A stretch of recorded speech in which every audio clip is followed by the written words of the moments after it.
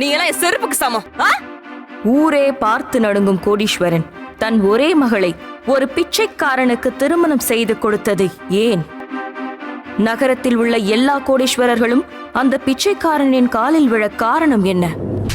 நகரத்தின் பெரிய கோடீஸ்வரன் வீட்டில் தனது அன்றாட வேலைகளை பார்த்து கொண்டிருந்தான் அந்த வீட்டின் ஏழை மருமகன் ஹரிஷ். உன்னை என்னைக்கு கல்யாணம் பண்ணணும் அன்னைக்கு நாசமா போச்சு என் வாழ்க்கை. எங்க அப்பா சொன்ன ஒரே காரணத்துக்காக தான் உன்னை கல்யாணம் பண்ணிக்கிட்டேன். இன்னைக்கு வரைக்கும் 10 ரூபாய்க்கு ஒரு முழம் பூ வாங்கி கொடுத்திருப்பியா என்று சந்தனா இரக்கம் இல்லாமல் அவனை கேவலமாக பேசிக் கொண்டிருக்க இதை பற்றி எல்லாம் கவலைப்படாத ஹரிஷ் சந்தனா உடைத்த காஃபி கப்பை சுத்தம் செய்து கொண்டிருந்தான். சந்தனா தனது அப்பாவின் கட்டளையின் பேரில் ஹரிஷை திருமணம் செய்து கொண்டாள். அவன் ஒரு மிகப்பெரிய பிசினஸ் மேன் என்று கூறி அவளுக்கு திருமணம் செய்து வைத்தார். ஆனால் உண்மையில் அவன் ஒன்றுக்கும் ஆகாத பிச்சைக்காரன் என்று தெரிந்து மிகவும் ஏமாற்றம் அடைந்தாள். ஆனால் அவை எல்லாம் பேருக்காகத்தான். அந்த வீட்டில் ஒருவர் கூட ஹரிஷை மதிப்பதில்லை. சில சமயங்களில் சமையல் அறையிலும் சில சமயங்களில் நாயிருக்கும் அறையிலும் படுத்துக் கொள்வான். வாவ், சூப்பர் டி. எனக்கு அது ஒரு போட்டோ அனுப்புறியா? தர்ஷினி கேட்ட கேள்வி சந்தனாவை கோபமடையச் செய்தது.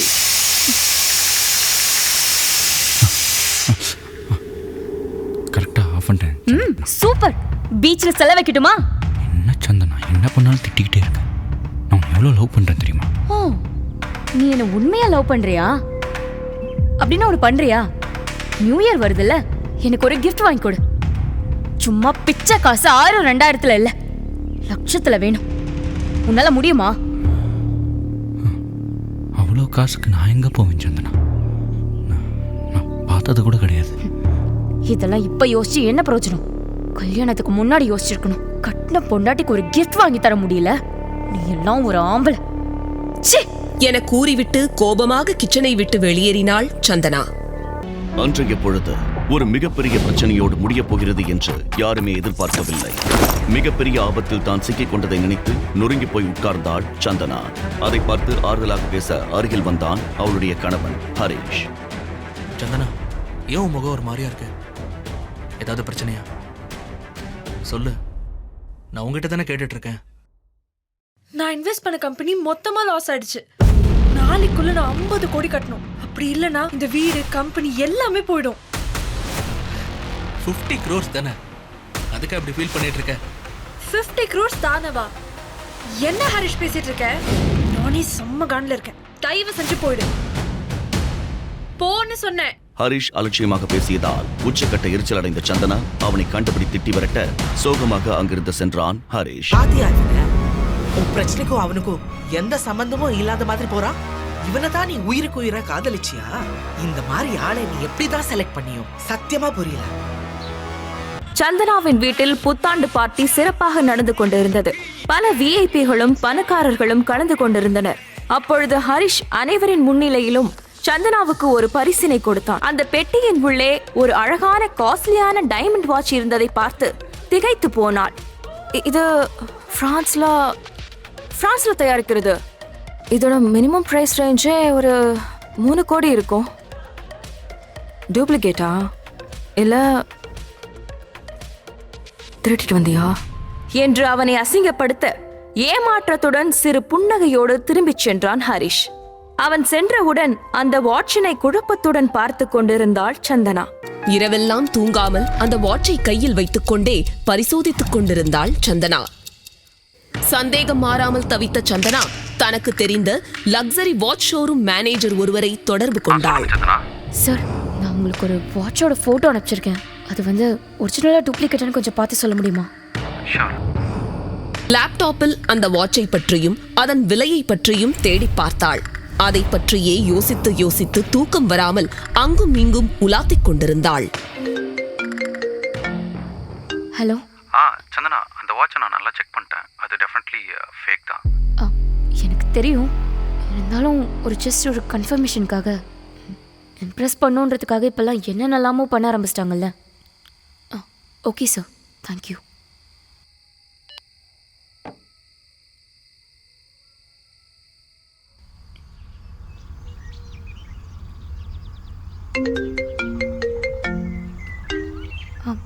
சொல்லுங்க சார். சந்தனா, உங்களுக்கு ராஜேஸ்வர் ஃபேமிலியை தெரியுமா? தெரியாதே, ஏன் கேட்குறீங்க? ஏன்னா நீங்கள் நைட் எனக்கு அனுப்பின அந்த வாட்சோட சீரியல் நம்பர்ஸை நான் மறுபடியும் செக் பண்ணி பார்த்தப்போ அது ராஜேஸ்வர் ஃபேமிலியை சேர்ந்ததுன்னு வந்துச்சு என்று அவர் கூற அதிர்ச்சியானாள் சந்தனா. ஏனென்றால் ராஜேஸ்வர் தமிழ்நாட்டின் மிகப்பெரிய தொழிலதிபர் ஆவார். இந்தியாவின் பெரும் செல்வந்தர்களில் ராஜேஸ்வர் குடும்பத்திற்கு முக்கிய இடம் உண்டு. ஆல்சோ இந்த டைமண்ட் டிசைன் வாட்ச் இந்தியாவிலேயே ரெண்டே தான் ரிலீஸ் ஆயிருக்கு. அந்த ரெண்டையும் ராஜேஸ்வர் ஃபேமிலி தான் வாங்கியிருக்காங்க.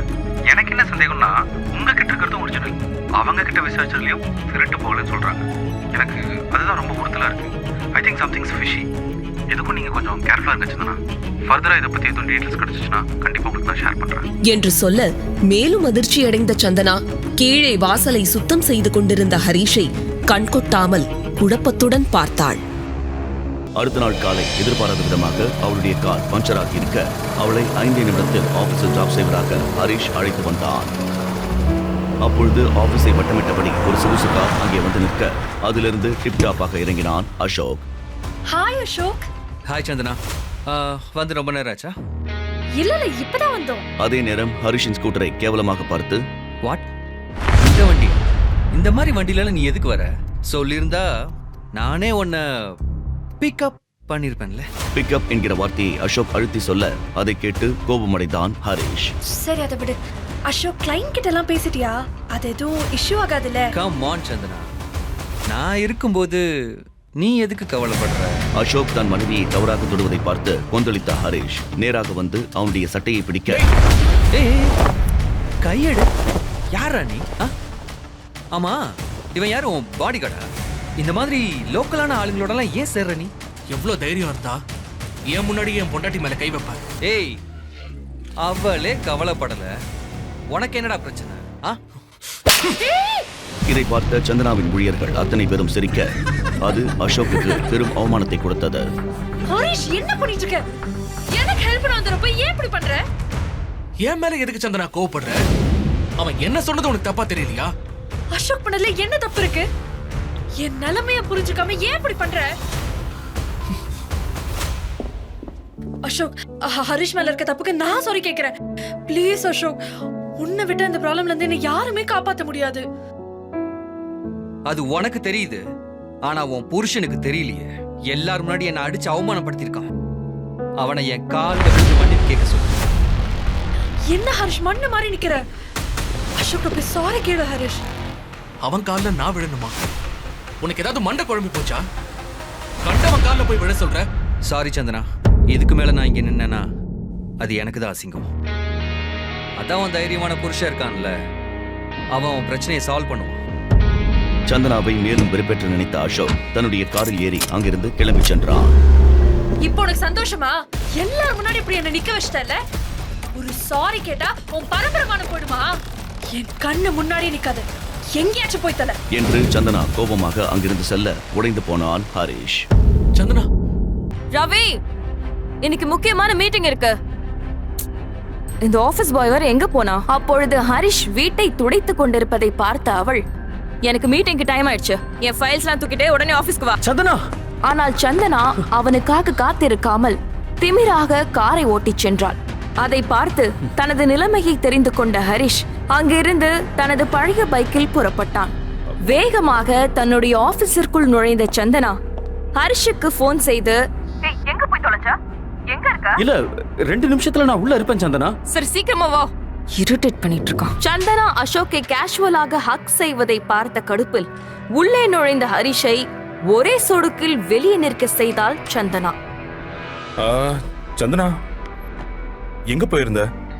நான் உனக்காக 1 hour வெயிட் பண்ணிட்டு இருந்தேன்.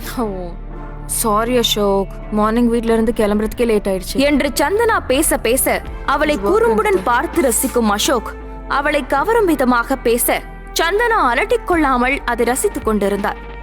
என்ன அசோக், ஒரே ஹாப்பியா இருக்க? என்ன விஷயம்? ஜாக்பாட் ஏதாவது வின் பண்ணிட்டியா?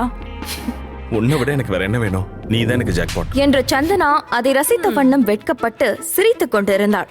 அவள் வெட்கப்படும் அந்த நொடியை பயன்படுத்தி அசோக் அங்கே இருந்த டேபிளுக்கு பக்கத்தில் இருந்து ஒரு பெரிய கிஃப்ட் பேக்கை எடுத்து சந்தனாவிடம் கொடுத்தான். அதில் என்ன இருக்கின்றது என்று தெரியாமல் சந்தனா ஆர்வமாக அவனை பார்க்க அசோக் அதை பிரித்து பார்க்கும்படி செய்கை செய்தான். அதன் உள்ளே ஒரு விலை உயர்ந்த பிராண்டட் ஹேண்ட்பேக் இருந்தது. வாவ், இது உனக்காக தான் கொண்டு வந்திருக்கேன். எனக்காக வாங்கிட்டு வந்த? So sweet, I love it. Thank you so much. உனக்காக எவ்வளவு கஷ்டப்பட்டு இந்த பேக் வாங்கியிருக்கேன் தெரியுமா? இதோட விலை 60 லட்சம். What? 60 lakhs?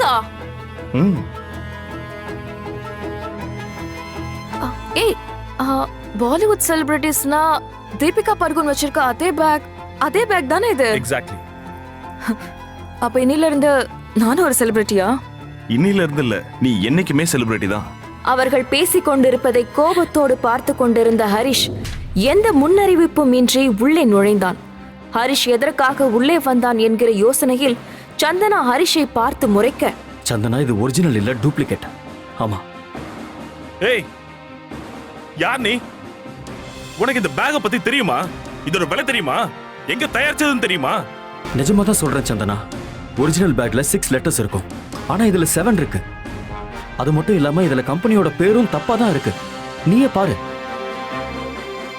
ஒரிஜினல்ல போல்டு லெட்டர்ல இருக்கும், ஆனா இதுல எல்லாம் ஸ்மால் லெட்டர்ல இருக்கு. முதலில் ஹரிஷ் சொன்னதை கேட்டு சந்தேகிக்கும்படி அவளை பார்த்த சந்தனா தன்னுடைய வாட்சை ஒரு முறை பார்த்துவிட்டு அந்த பேக்கை உற்று பார்த்தாள். இதை பார்த்து பதறி போன அசோக் பக்கத்தில் இருந்த டேபிளை வேகமாக அடித்துவிட்டு, நான் என் ஃப்ரெண்ட் கிட்ட பேசிட்டு இருக்கேன், நீ யாரா குறுக்க பேசுற? முதல்ல வெளியே போடா. அசோக், சந்திரா, நான் இதை எவ்வளவு ஆசையா உனக்கு வாங்கிட்டு வந்தது தெரியுமா? சந்திரா, நீயே சொல்லு, நான் எதுக்கு உனக்கு டூப்ளிகேட் பேக்கை வாங்கி கொடுக்கணும்? கொஞ்சம் யோசிச்சு பாரு என்று அசோக் சமாளிக்க, அருகில் வந்த ஹரிஷ் உரிமையாக சந்தனாவின் கைகளை பிடித்து அவளுடைய கையில் இருந்த வாட்சை தொட்டு காட்டியபடி அழுத்தமாக பேச ஆரம்பித்தான். இதுவரைக்கும் நான் உனக்கு எந்த அட்வைஸும் பண்ணது கிடையாது, ஆனா இப்ப சொல்றேன். இந்த அசோக் உன்னை இம்ப்ரெஸ் பண்ணி கரெக்ட் பண்றதுக்கு சீப்பான பொருளை வாங்கிட்டு வந்து அவன் உன்னை ஏமாத்த தான் பாக்குறான். கல்யாணம் ஆகி 2 வருஷத்துல இந்த மாதிரி இவன் கோவப்பட்டு நான் பார்த்ததே இல்ல. நான் அவன் கூட நிறைய சண்டை போட்டிருக்கேன், ஆனா நான் ஏமாந்துடக்கூடாதுன்னு எதை பத்தியும் கவலைப்படாம எனக்காக பேசிட்டு போறான்.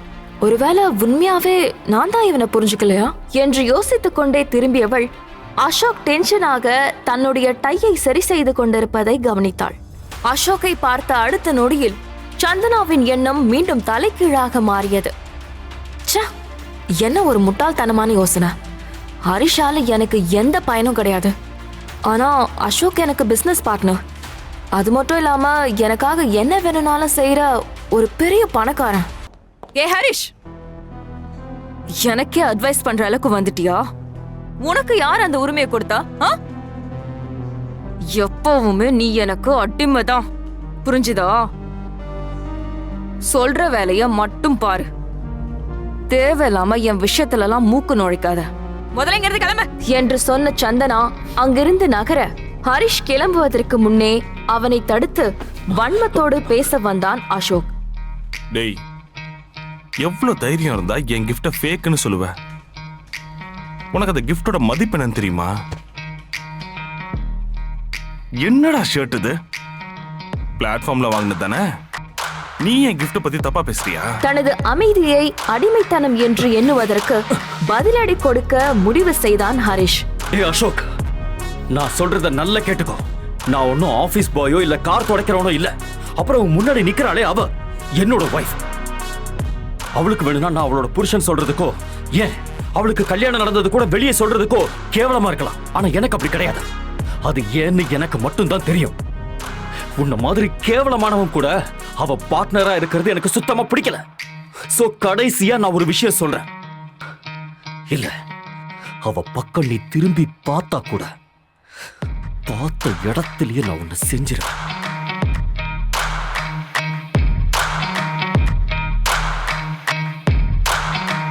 ஹரிஷின் இதுவரை அவள் பார்க்காத இன்னொரு முகத்தை பார்த்து மிரண்டு போனாள் சந்தனா.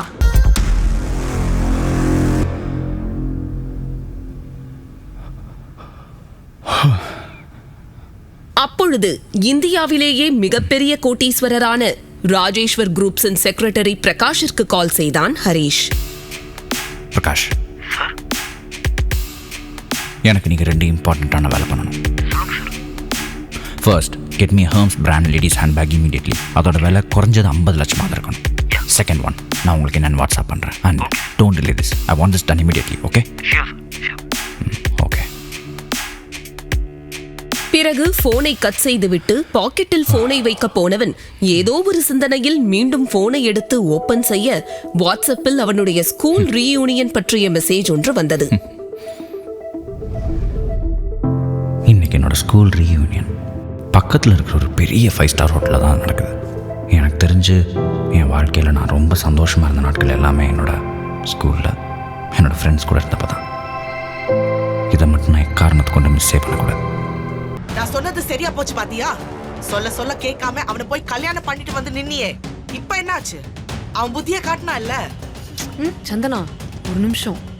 நான் அசோக் கிட்ட பேசினேன். அவன் இப்போ உனக்கு ஹெல்ப் பண்ண ரெடியா தான் இருக்கான். ஆனா ஒரு கண்டிஷன். நீ ஹரீஷை டிவோர்ஸ் பண்ணிட்டு அசோக்கை கல்யாணம் பண்ண சம்மதிச்சா இப்பவே உன் பிரச்சனையை காப்பாத்த அவன் ரெடியா இருக்கான். அவளை எதுக்கு நீ முறைக்கிற? தர்ஷினி சொல்லறதுல என்ன தப்பு இருக்கு? அசோக்குக்கு என்ன குறைச்சல்? பணம் இல்லையா, அந்தஸ்து இல்லையா, பார்க்க லட்சணமா வேற இருக்கான். இந்த தருதலைய தலைமுழுக்கிட்டு அசோக் தம்பிய கல்யாணம் பண்ணிக்கோ. இன்னொரு பக்கம் ஏற்கனவே குழப்பத்தில் இருந்த சந்தனாவை இருவரும் மேலும் குழப்ப தடுமாற ஆரம்பித்தாள் சந்தனா. அப்பொழுது அவளுடைய கிளையண்டிடமிருந்து அவளுக்கு போன் வந்தது. வணக்கம் மேடம், நீங்க சொன்ன மாதிரியே அமௌண்ட் எல்லாம் செட்டில் பண்ணிட்டீங்க. ரொம்ப சந்தோஷம். நான் சொன்ன மாதிரியே உங்களோட ஆபீஸ் டாக்குமெண்ட், வீட்டு பத்திரம் எல்லாத்தையும் நான் கொடுத்து அனுப்பிட்டேன்.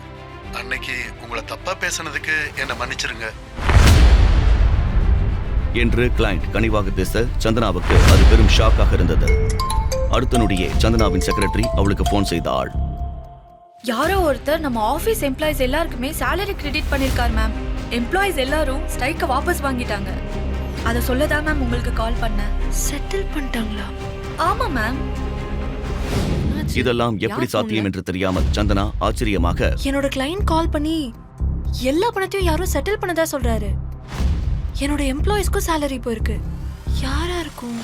இன்னுமா புரியல? இதுக்கெல்லாம் காரணம் கண்டிப்பா அசோக் தான். அவ்வளோ அசிங்கப்பட்ட அப்புறமும் உனக்காக இவ்வளோ பண்ணிருக்கான் பாரு. இந்த நிலைமையில யாரா இருந்தாலும் விட்டுட்டு தான் போயிருப்பாங்க. இப்பவாவது தெரிஞ்சுக்கோ உன்னை யாரு உண்மையா லவ் பண்றாங்கன்னு என்று தர்ஷினி சந்தோஷமாக கூற வேறு வழியின்றி அதை அப்படியே நம்பினாள் சந்தனா. அப்பொழுது இந்தியாவிலேயே மிகப்பெரிய கோடீஸ்வரரான ராஜேஸ்வரனின் PA அழைத்தார். சார், இன்னைக்கு ஒரு முக்கியமான கிளையண்டோட மீட்டிங் அரேஞ்ச் பண்ணிருக்கேன். அட்ரஸ் உங்களுக்கு வாட்ஸ்அப் பண்ணிருக்கேன் பாருங்க. அதை விட முக்கியமான 2 வேலை இருக்கு பிரகாஷ். அதை நீங்க எனக்காக பண்ணி தரணும். சொல்லுங்க சார், என்ன பண்ணணும்? First one, Hermes brand ladies handbag எனக்கு உடனே வேணும். அதோட விலை குறைஞ்சது 50 லட்சமாவது இருக்கணும். செகண்ட் ஒன் என்னன்னு நான் உங்களுக்கு வாட்ஸ்அப் பண்றேன். எந்த காரணத்துக்காகவும் லேட் ஆயிடக்கூடாது. I need this very immediately. Okay? இன்னைக்கு என்னோட ஸ்கூல் ரீயூனியன் பக்கத்தில் இருக்கிற ஒரு பெரிய 5 ஸ்டார் ஹோட்டலில் தான் அது நடக்குது. எனக்கு தெரிஞ்சு நான் என் வாழ்க்கையில ரொம்ப சந்தோஷமா இருந்த நாட்கள் ஃப்ரெண்ட்ஸோட இருந்தப்பதான். பணக்காரர்கள் மட்டும் தங்கும் அந்த 5 நட்சத்திர ஹோட்டலுக்குள் உற்சாகத்தோடு ஹரிஷ் நுழைய அங்கு நின்று கொண்டிருக்கும் செக்யூரிட்டி அவனை உள்ளே போக கூடாது என்று சண்டை போட ஆரம்பித்தார். உள்ள எல்லாம் அலோடு கிடையாது, கிளம்பு. சரி சரி, ஃப்ரெண்ட்ஸ் எல்லாம் உள்ள இருக்காங்க. இன்னைக்கு ஸ்கூல் ரீயூனியன். நீயே பாக்குறதுக்கு பிச்சைக்கார மாதிரி இருக்க. இந்த ஹோட்டல்ல உன் ஃப்ரெண்ட்ஸ் இருக்காங்களா? இது பார், இது பெரிய பெரிய பணக்காரங்களா வந்து போற இடம். இங்க உன்ன மாதிரி லோ கிளாஸ்ல இடம் கிடையாது. கிளம்பு சார். நிஜமா சார் சொல்றேன் சார். கிளம்புன்றல. சொன்னா கேளுங்க சார். கீழே விழுந்த ஹரிஷ் தட்டு தடுமாறி எழ அப்பொழுது அங்கு ஒரு விலை உயர்ந்த காரில் வந்திறங்கிய அந்த ஹோட்டலின் ஓனர் ஹரிஷை பார்த்தவுடன் அதிர்ச்சி அடைந்தார்.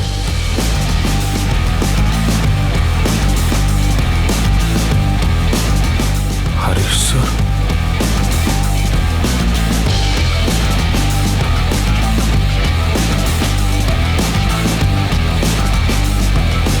சார், இவர் யாருன்னு தெரியுமாடா உங்களுக்கு? தெரியுமாடா யார் மேல கை வச்சிருக்கீங்க?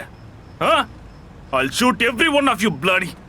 Sir, Harish sir. ஐயோ வேண்டாம் சார், இவங்களுக்கு என்ன தெரியும், விடுங்க சார். வாங்க சார்.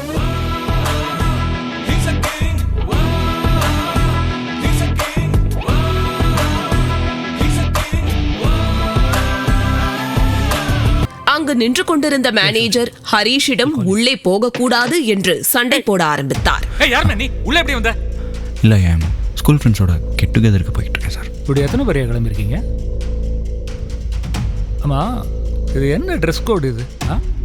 இதெல்லாம் பெரிய பெரிய பிக் ஷாட்ஸ் வந்து போகிற இடம். உன்ன மாதிரி லோ கிளாஸ்க்குலாம் எங்கள் இடம் இல்லை, புரியுதா? அவுட். செக்யூரிட்டி செட் அவுட், வெளிய அனுப்புங்க. ஐ சே அவுட், அவுட் மேன், வெளிய அனுப்புங்க. ஃபர்ஸ்ட் வெளிய போ மேன், அவுட். வெளிய போடா, வெளிய போயா.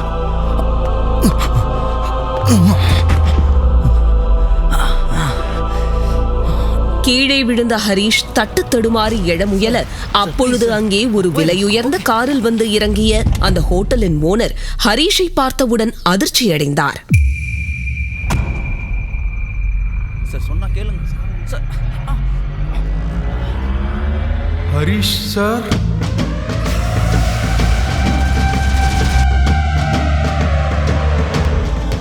யார் மேலடா கை வச்சிருக்கீங்க? யாருன்னு தெரியுமாடா இவரு? தெரியுமாடா?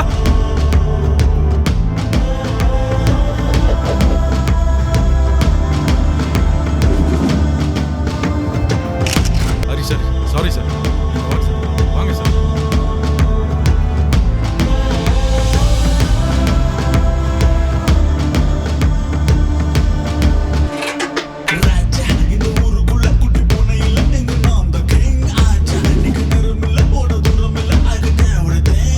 நான் நினைக்கிற மாதிரி இவன் ஒரு அனாதை கிடையாது.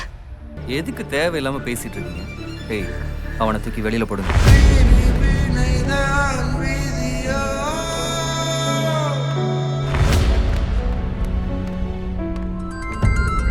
என்னடா சொல்ற? ஹரிஷோட அக்கவுண்ட்ல 6000 கோடி இருக்கா? அவரோட முழு பேரு ஹரிஷ் ஈஸ்வரா. தியானா மீடியாவோட புது CEO பேரு தானே ஹரிஷ் ஈஸ்வர். ஆனா அவரை இதுவரைக்கும் யாரும் பார்த்ததே இல்லையே. மேம், அந்த ஹரிஷ் ஈஸ்வர் தான் இந்த ஹரிஷ். நான் சொல்ல போறத நல்லா கேட்டுக்கோ. என் ஒய்ஃபோட கம்பெனில இன்வெஸ்ட் பண்ணவங்க யார் யாருன்னு லிஸ்ட் எடுத்துக்கோ. அண்ட் அவங்களுக்கு சேர வேண்டிய அமௌண்ட், அப்புறம் அவங்க கம்பெனி எம்ப்ளாயிஸோட சேலரி, இதெல்லாம் நாளைக்குள்ள செட்டில் ஆயிருக்கணும்.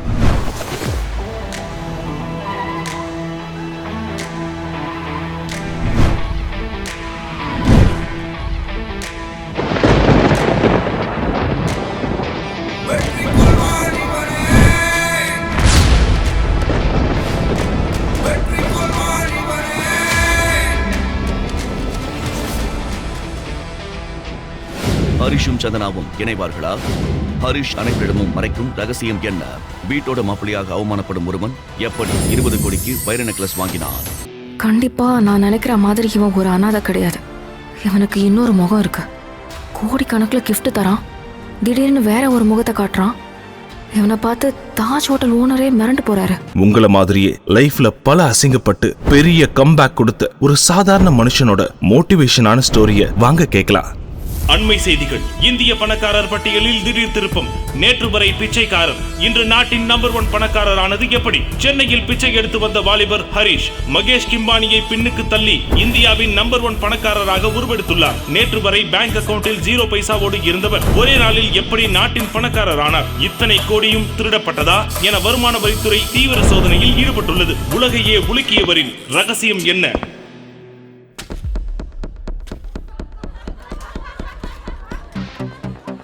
பெரிய நட்சத்திர ஹோட்டலில் நடந்து கொண்டிருந்த அந்த இரவு விருந்தில் அந்த விருந்துக்கு கொஞ்சம் கூட சம்பந்தம் இல்லாத ஒரு இளைஞன் சாதாரண உடையணிந்து நின்று கொண்டிருந்தான். அப்பொழுது அவனை பார்த்து அங்கு போதையில் இருந்த ஒரு பணக்காரன், ஆளுங்களா யூனிஃபார்ம் போட்டு சர்வ் பண்றாங்க, உனக்கு என்ன, நீ போடலையா? சார் நான் ரிப்பீட். சார் நான் இங்க. அந்த இளைஞன் உண்மையில் யார் என்று தெரியாமல் அவ்வாறு பேசினான் அந்த பணக்காரன். அவருக்கு ரிப்பீட். நீங்க யார் பிரதர்? நீங்க எதுக்கு இதெல்லாம் செஞ்சுட்டு இருக்கணும்? நாங்க பண்ணிக்கிறோம். பரவாயில்ல, இருக்கட்டும். என்னோட ஃபேமிலி ஃபங்க்ஷன் தான், நானே கொடுக்குறேன். எடுத்துக்கோ. தேங்க்யூ. ரியலி? லாஸ்ட் டைம் நடந்த பார்ட்டியை நீ மிஸ் பண்ணிட்டேன்னு தோணுது. Cubes. Yeah, how is your business? Yeah, everything is going good, Really? sir. Yeah. Good. I know that, sir. நான் கூட ரீசெண்டா ஒரு டீல் முடிச்சேன். ஏய், எனக்கு மட்டும் சர்வ் பண்ணிருக்க, மற்றவங்களுக்கும் சர்வ் பண்ண. Yeah, sir. அப்புறம் போயா. ஹரிஷ் அந்த விருந்தினை அளிக்கும் ஏஜே குரூப்ஸின் மருமகன் தான். அது எப்படி? யார் போய் சொல்லியும் ராஜேஸ்வர் குரூப்போட சிஇஓ கேட்காதவரு இவ போனதும் டீல்ல சைன் பண்ணிட்டாங்க.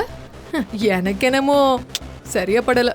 ஏதோ சொல்லுவாங்களே அட்ஜஸ்ட்மெண்ட் அப்படி இப்படின்னு, அப்படி ஏதாவது பண்ணிருப்பா.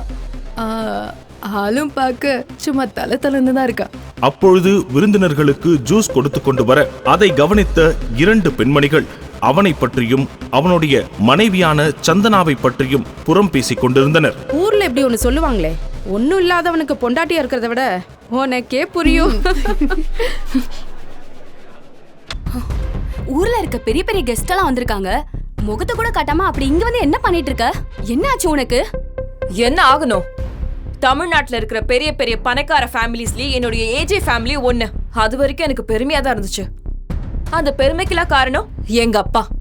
அவர் சொன்னாருங்கிற ஒரே ஒரு காரணத்துக்காக தான் என்ன ஏதுன்னு ஒரு வார்த்தை கூட கேட்காம, அனாதையா பிச்சைக்காரனான்னு கூட பார்க்காம அந்த ஹரிஷ போய் கல்யாணம் பண்ண.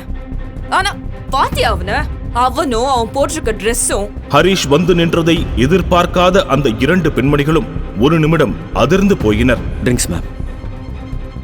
இந்த மாதிரி ஒருத்தன் கையில என்ன புடிச்சு கொடுத்துட்டா எங்க அப்பா அவர் பாட்டுக்கு போய் சேர்ந்துட்டாரு. என் சொந்த வீட்லயே யாரும் அதுக்கப்புறத்துல இருந்து என்ன மதிக்கிறதே இல்ல அப்படின்னு நீ தான் நினைச்சிட்டு இருக்க சந்தனா. உன் மேல நம்பிக்கை இல்லாம உங்க பாட்டி உனக்கு இவ்ளோ பெரிய வாய்ப்பை கொடுத்திருக்காங்க. அதுவும் இது சாதாரண வாய்ப்பு இல்ல. தமிழ்நாட்டோட நம்பர் 1 பிசினஸ் குடும்பமான ராஜேஸ்வர் குடும்பத்தோட 500 கோடி ரூபாய் டீலு. பல வருஷமா யாரும் முயற்சி பண்ணியும் முடிக்க முடியாத ஒரு விஷயத்த நீ முடிச்சிட்டு வந்திருக்க. இதனால உன் ஃபேமிலி பிசினஸ் எவ்வளவு பெருசா எக்ஸ்பேண்ட் ஆகணும் உனக்கு தெரியுமா? இதெல்லாம் உனக்கு பெருமை தானே? ஐயோ, அதுதான் பிரச்சனையே. இந்த டீல் எனக்கு எப்படி கிடைச்சதுன்னு கேட்டா கூட பரவாயில்ல. என் சொந்தக்காரங்களே என்ன சந்தேகப்பட்டு இருக்காங்க. ஆனா உண்மையிலேயே எந்த ரகசியமும் இல்ல. நான் போய் கேட்ட உடனே அந்த டீலை ஓகே பண்ணிட்டாங்க. ஆனா எல்லாரும் என் நடத்திய சந்தேகப்படுறாங்க. நீ ஏன் இப்படி யோசிக்கிற? அப்படிலாம் யோசிச்சிருந்தா உன் பாட்டி இவ்ளோ பெரிய பார்ட்டி அரேஞ்ச் பண்ணி கொடுத்திருப்பாங்களா? புரிஞ்சுக்கோ ப்ளீஸ். வா வா போலாம்.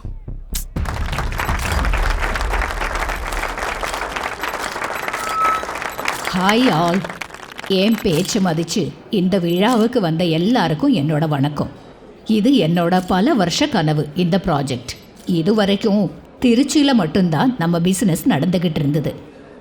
இதுக்கப்புறமா தமிழ்நாடு முழுக்க கால் பதிக்க போகிறோன்னு ஒரு கர்வத்தோடு நான் சொல்லிக்கிறேன். பல வருஷங்களா முயற்சி செஞ்சும் நடக்காத இந்த டீலை சந்தனா ஃபர்ஸ்ட் மீட்டிங்கிலேயே எப்படி முடிச்சு கொடுத்தாங்கிற அந்த ரகசியத்தை எல்லார்கிட்டையும் சொல்லும்படி கேட்டுக்கிறேன். ஓரமாக உட்கார்ந்திருந்த ஹரிஷ் உட்பட அத்தனை பேரும் கைத்தட்டி வாழ்த்துக்களை தெரிவித்தனர். நான் எப்படி இந்த டீலை முடிச்சேன்னு பாட்டியும் சந்தேகப்படுறாங்களா என்ன? எல்லாரும் இப்படியே தப்பா நினைச்சா நான் என்ன பண்ணுவேன்?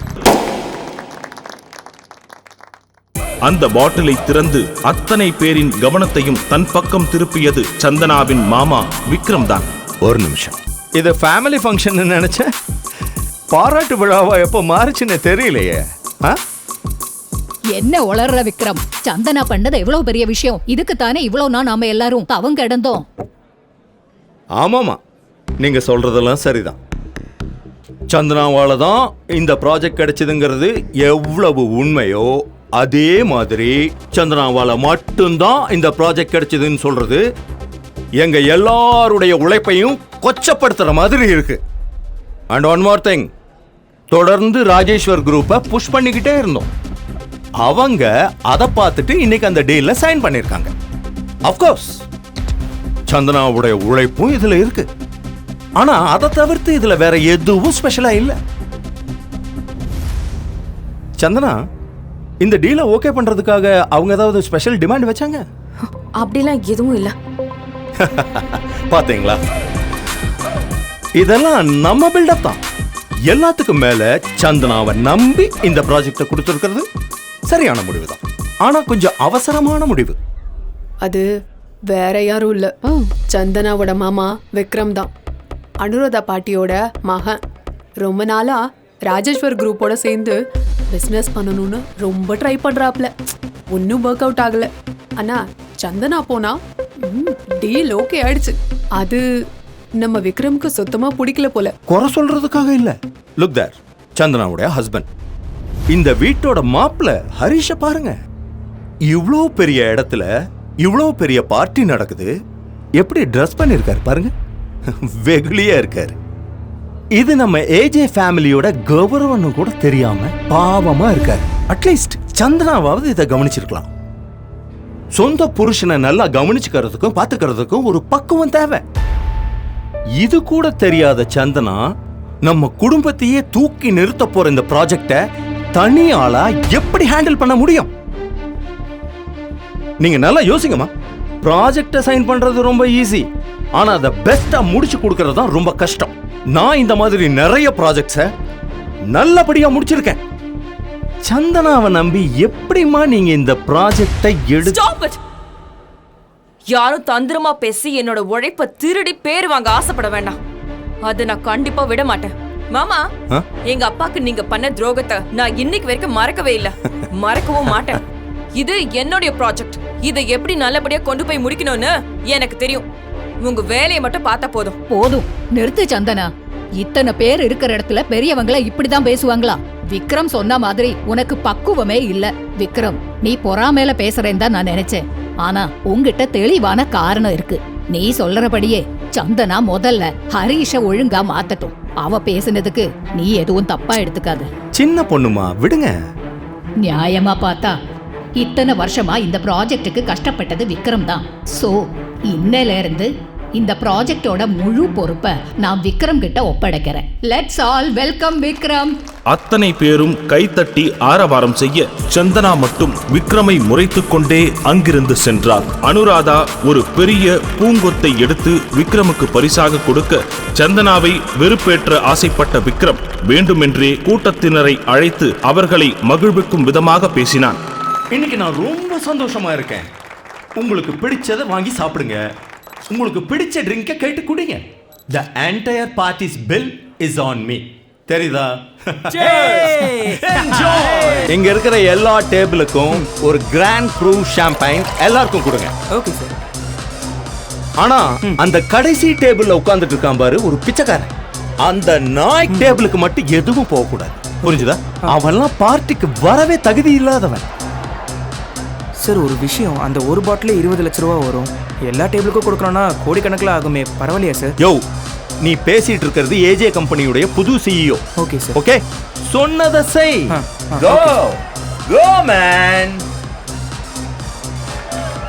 Party hot guys, party hot. டேபிளை நோக்கி சர்வர் வைன் பாட்டிலுடன் வந்து நிற்க ஹரிஷ் அதை வாங்காமல் மறுத்து பேசினான். ஆனால் உச்சகட்ட வெறுப்பில் இருந்த சந்தனா ஹரிஷ் பேச்சை கேட்காமல் குடிக்க ஆரம்பித்தாள்.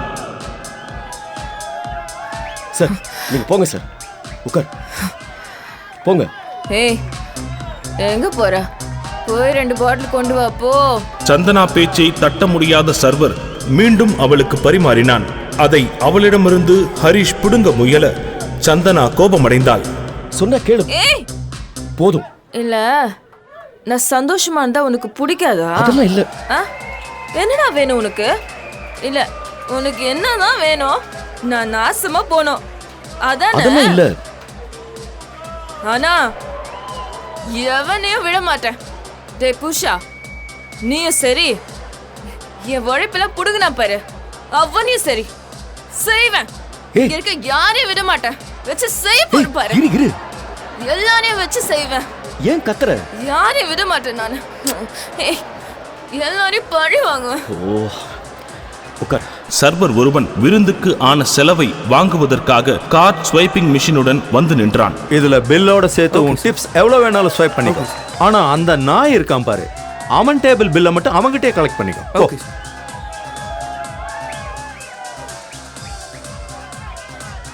சார், என்ன பின் நம்பர் ப்ளீஸ்? அதே நேரத்தில் விக்ரம் கொடுத்த கார்டை சர்வர் ஸ்வைப் செய்ய அந்த கார்டு வேலை செய்யவில்லை. படிக்காத தற்குறியா நீ? அது எப்படி கார்டு டிக்ளைன் ஆகும்? என் கார்டில் 5 crores இருக்கு. You know that? சார், உங்க bill 7 crores plus taxes sir. What? 7 கோடியா? தான் எதிர்பார்க்காத ஒரு மிகப்பெரிய தொகை பில்லில் வந்திருப்பதை பார்த்து விக்ரம் அதிர்ச்சி ஆனான். தன்னுடைய இயலாமையை மறைப்பதற்கு சர்வரை திட்ட ஆரம்பித்தான். விக்ரமை சமாளிக்க முடியாத அந்த சர்வர் ஹோட்டலின் மேனேஜிங் டைரக்டருக்கு போன் செய்தான்.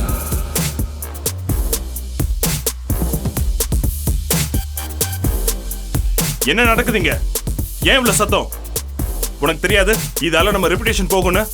சார் தான் சார் பில் பே பண்ணாம பிரச்சனை பண்ணிக்கிட்டு இருக்காரு. I'm Deepak. I own this hotel. What's the problem? Vikram தன்னுடைய ஹோட்டலை குறை சொல்ல ஆரம்பிக்க சந்தேகப்பட்ட தீபக் பில்லை வாங்கி படித்து பார்த்தான். பிறகு பிரச்சனை விக்ரமிடம்தான் என்று புரிந்து கொண்டு Mind your words. இந்த ஹோட்டல்ல மொத்தம் 4 ஃப்ளோர்ஸ் இருக்கு. இந்த ஒரு ஃப்ளோர்ல மட்டும் தான் இவ்ளோ கம்மியான பட்ஜெட்ல பார்ட்டி நடக்குது. நீங்க கேட்ட இம்போர்ட்டட் வைன்ஸ் தான் நாங்க சர்வ் பண்ணிருக்கோம்.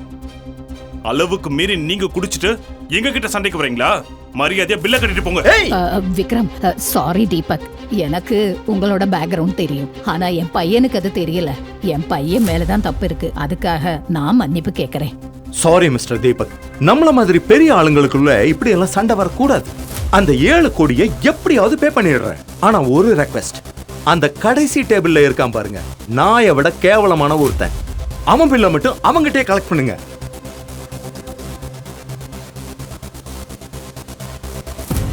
ஏய் மச்சி ஹரிஷ், ஏய் எப்படிடா இருக்க? என்னடா இது கோலம்? தி கிரேட் ராஜேஸ்வர் வீட்ல தானே இருக்கணும். இங்க என்னடா பண்ணிட்டு இருக்க? எங்க மச்சான் இருந்த இவ்வளவு நாளா? தமிழ்நாட்டோட டாப் பணக்காரன் இவன் ஏன் ஒரு மிடில் கிளாஸ் பையன் ஹரீஷ இப்படி சொந்தம் கொண்டாடுறான்? ஹரீஷ பார்த்து ஏன் அவன் ராஜேஸ்வர் வீட்டுல இருக்க வேண்டியவன்னு சொல்றான்? வெயிட்டர் சார், ஹரிஷ் என் ஸ்கூல் ஃப்ரெண்ட் தான். ஃப்ரீயா கொடுத்தா அவனுக்கு பிடிக்காது. அதனால இந்த டேபிளுக்கு மட்டும் 50% டிஸ்கவுண்ட் போடு. சொல்றேன்ல, போ. 50% டிஸ்கவுண்ட் போ. அப்படி பார்த்தா நாங்களும் உங்க ஃப்ரெண்ட் ஹரீஷோட ஃபேமிலி தான். எங்களுக்கும் 50% டிஸ்கவுண்ட் பண்ணி கொடுங்க தீபக். உங்க பையன் விக்ரம் தான் என் ஃப்ரெண்ட தெருநாய் பொறுக்கி அப்படியெல்லாம் சொல்லிட்டு இருந்தார். இப்போ உங்க கோவம் ரோஷம் எல்லாம் 7 கோடி பில்லு பார்த்ததும் காணாம போயிடுச்சா? ஏ ஹரிஷ், ஸ்வைப் பண்ணு. எப்படியும் டிக்ளைன் தான் வரப்போகுது. Success sir, thank you. What? ஏண்டா நீயும் பணக்கார ஃப்ரெண்டும் எங்களை அவமானப்படுத்தணும்னு இந்த மாதிரி பண்றீங்களாடா? தூக்குடா அவங்கள. ஏய் ஓ,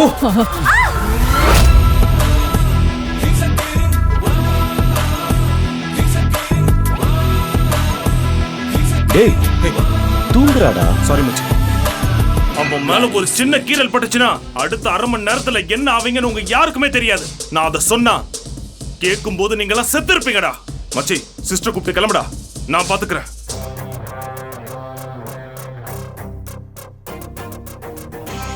தீபக் சொன்னதை கேட்ட ஹரிஷ் அந்த இடத்தை விட்டு சந்தனாவுடன் நடக்க ஆரம்பித்தான். அத்தனை பேரும் மிரண்டு போய் அவனையே பார்த்து கொண்டிருந்தனர்.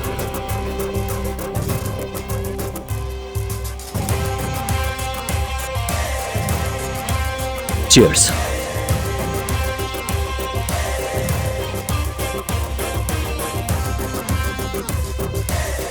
ஒரு கோடி பில் கட்டுற அளவுக்கு ஹரிஷ் கிட்ட ஏது பணம்? ஒருவேளை ஹரிஷ் பணக்காரனா இருந்தா அதை எதுக்காக அவன் பொண்டாட்டி சந்தனா கிட்ட மறைக்கணும்? அது மட்டும் இல்லாம அவன் ஏன் தினமும் பழைய ட்ரெஸ் போட்டுக்கிட்டு அவன் பொண்டாட்டி கிட்ட திட்டு வாங்கணும்? 5 ஸ்டார் ஹோட்டல் ஓனர் தீபக் ஹரிஷ பார்த்ததும் ராஜேஸ்வர் வீட்டுல இல்லாம இங்க என்ன பண்றன்னு ஏன் கேட்கணும்? தமிழ்நாட்டோட நம்பர் 1 பணக்கார குடும்பம் ராஜேஸ்வர் குரூப்ஸுக்கும் ஹரிஷுக்கும் என்ன சம்பந்தம்? இந்த கேள்விக்கெல்லாம் உங்களுக்கு பதில் தெரியணும்னா உடனே கீழே தெரிகிற இன்ஸ்டால் பட்டனை கிளிக் பண்ணி பாக்கெட் எஃப்எம் ஆப்பை டவுன்லோட் பண்ணி கிங் ஆடியோ சீரீஸை கேட்க ஸ்டார்ட் பண்ணுங்க.